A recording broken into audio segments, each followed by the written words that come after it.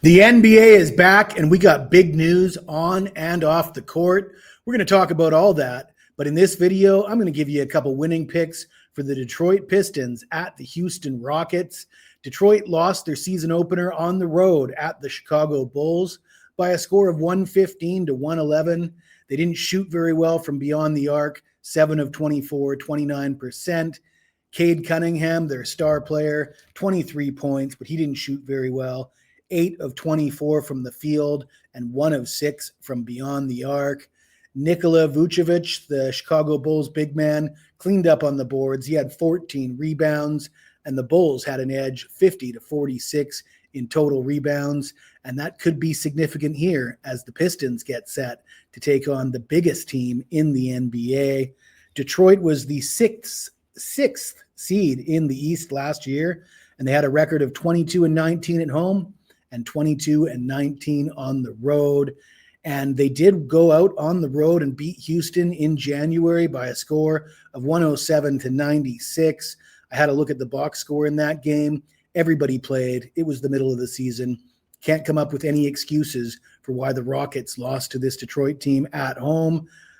Houston did win at Detroit last year, 101 to 99, but they did not cover. This Pistons team, though, they don't look like they've made any improvements. In fact, Jaden Ivey is out with an injury, and Malik Beasley is retired. Maybe he wanted to get ahead of things and skip town before the proverbial feces hit the fan, so to speak.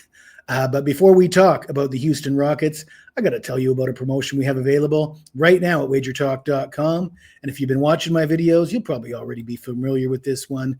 The Weekend Warrior Package. This one gets you all-day college football on Saturday, all my plays on Sunday with the NFL. We'll even throw in Monday Night Football, all for just $49. Why would you be interested in this pick for me?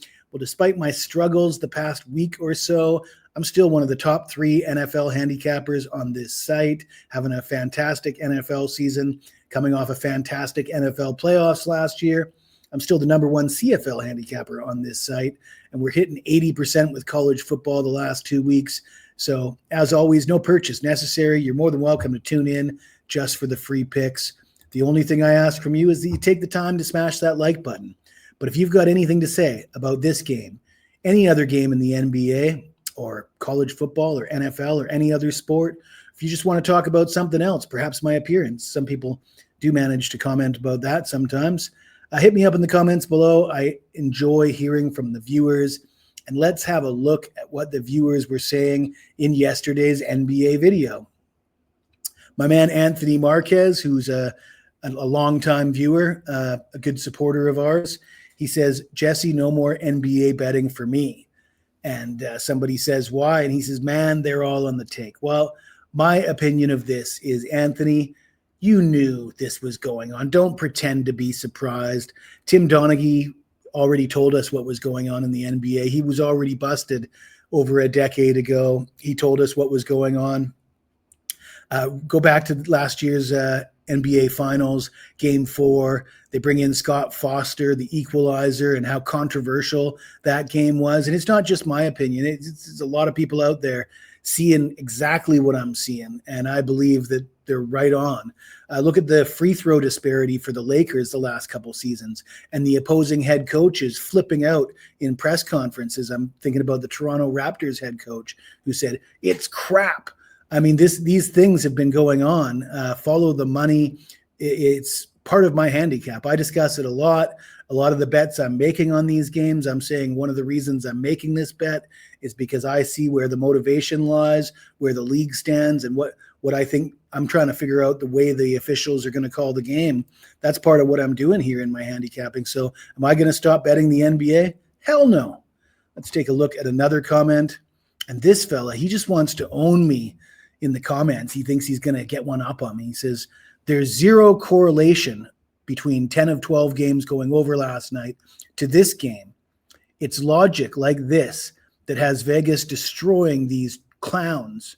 Viewers, do your due diligence, game by game, matchups, and ignore these stupid entertainers or whatever he calls me. But it's hilarious to me because I was not drawing a correlation. I had mentioned that 10 of 12 games had gone over the total the previous night, and that might lead to people betting the number up.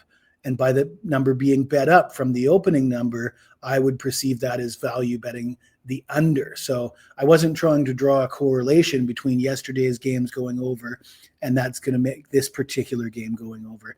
And what he's saying is 100% correct. The results of any random previous day don't correlate, and that's not sound handicapping methodology. However, what he doesn't take into consideration is that the previous day happens to be the season opener for most of these teams.